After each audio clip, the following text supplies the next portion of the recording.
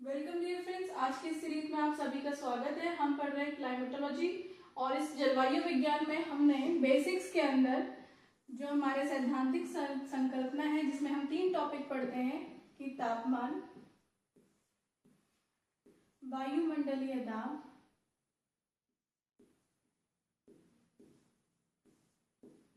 और वायुमंडलीय आर्द्रता।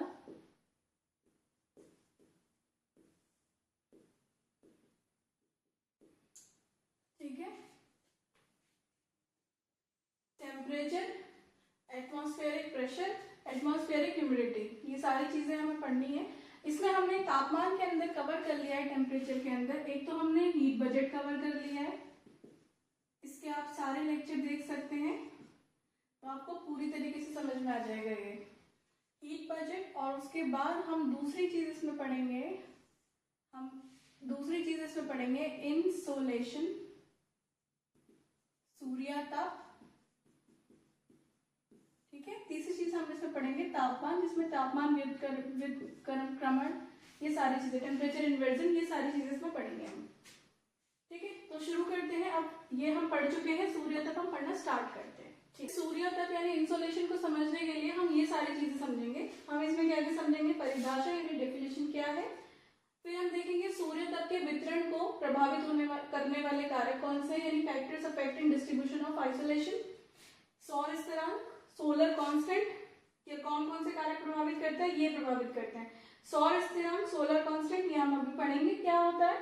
पृथ्वी और सूर्य के मध्य की दूरी, distance between the earth and sun, आपतन कोण, एंगल ऑफ इंसिडेंस, वायुमंडल में होने वाली प्रक्रियाएं, चाहे जो भी फिनोमेना होता है एटमॉस्फेयर में, वो सारे फिनोमेना कैसे इसको इफेक्ट करते हैं सूर्यताप इंसोलेशन को, duration of the day.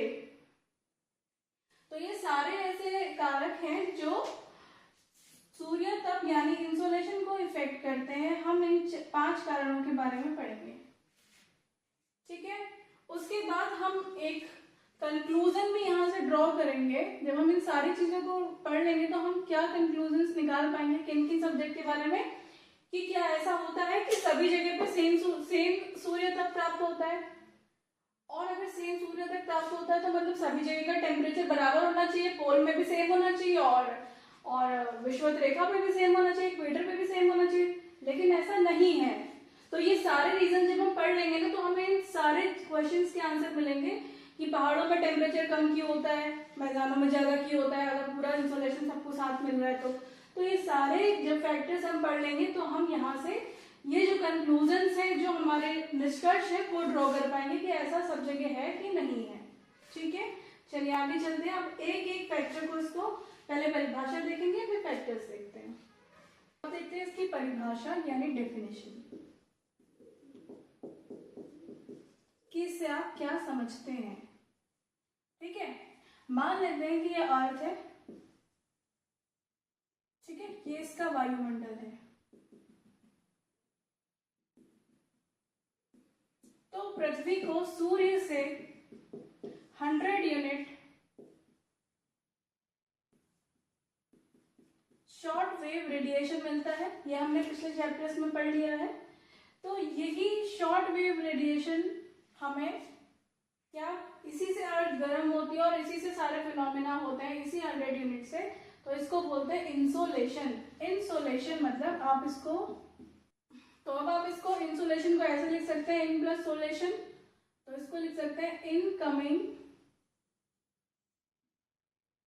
Solar radiation.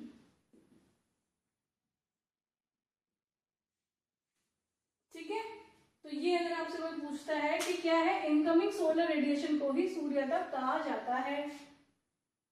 पृथ्वी पे आने वाला क्या, सूर्य विकिरण, इसी को भी सूर्यताप कहा। देखिए अब हम समझते हैं सौर स्थिरांक, जो इसको फैक्टर, इसको इफेक्ट करने वाला था, एक था सौर स्थिरांक।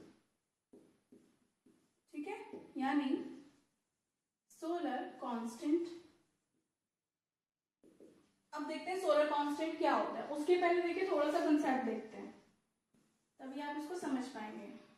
न्यूक्लियर फ्यूजन यानी नाभिकीय संलयन के कारण सूर्य से हमें ऊर्जा की प्राप्ति होती है। नाभिकीय संलयन के कारण। ठीक है, नाभिकीय संलयन क्या होता है? नाभिकीय संलयन ये होता है जब दो छोटे नाभिक मिलकर के एक बड़ा नाभिक बनाते हैं।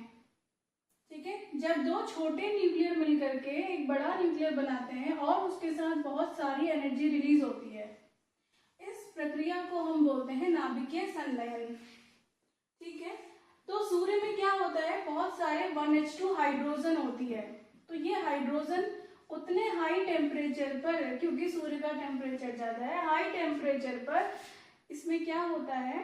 High temperature and pressure, high temperature पर ये 2He4 हीलियम और बहुत सारी एनर्जी रेडिएट करती है।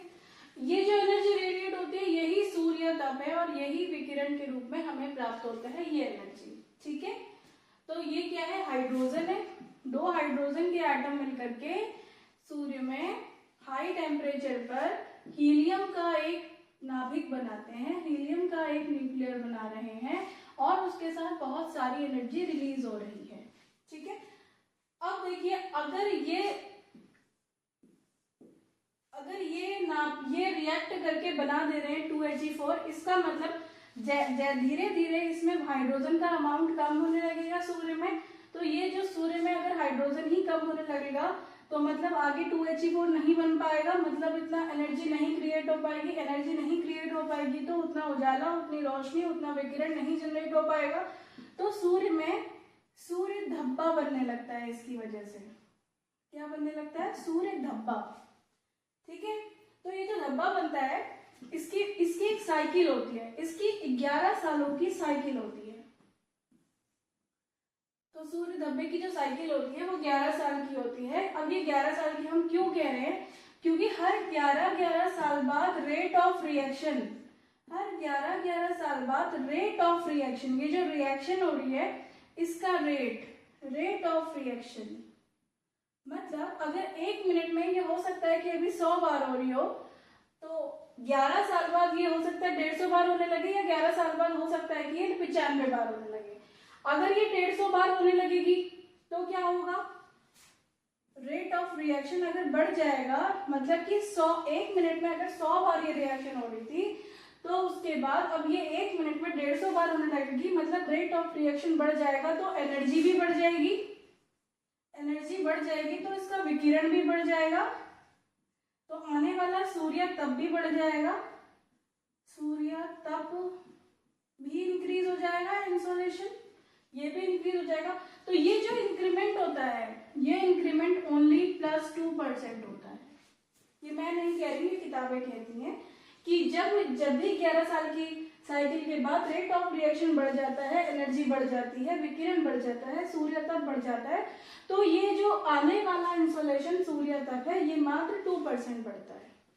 ठीक है, और ऐसे ही 11 साल की साइकिल में अगर रेट ऑफ रिएक्शन कम हो गया, तो रेट ऑफ रिएक्शन अगर कम हो गया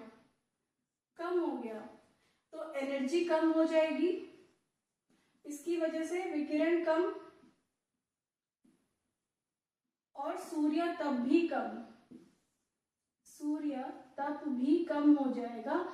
इस स्थिति में मात्र -2% की कमी आती है।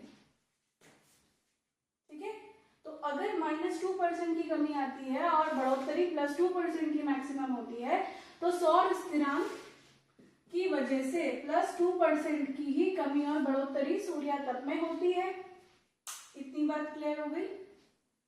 ये ±2% जो है वो उसकी अप्रोक्सीमेट वैल्यू है, इसकी एक्चुअल वैल्यू होती है 1.92 कैलोरी पर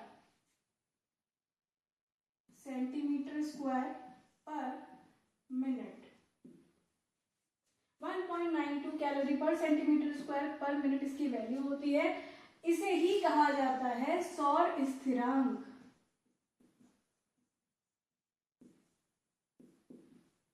तो अब हम यहाँ से क्या कंक्लूजन निकाल सकते हैं कि हो सकता है कि 11 साल बाद क्या हो, सन के रेडिएशन की वजह से हमें सूर्य तप ज्यादा प्राप्त हो और 11 साल के बाद हमें सूर्य तप कम प्राप्त हो। लेकिन ये 2% इतना नेग्लिजिबल, 1.92 इतना नेग्लिजिबल होता है कि इसकी वजह से जनरली कोई इफेक्ट नहीं पड़ता है, इसीलिए हम इसे कंसीडर सूर्य तप को पढ़ने में बहुत ज्यादा नहीं करते, लेकिन हाँ ये एक फैक्टर जरूर है जो इंसुलेशन को प्रभावित कर सकता है। ठीक है, चलिए आगे बढ़ते हैं।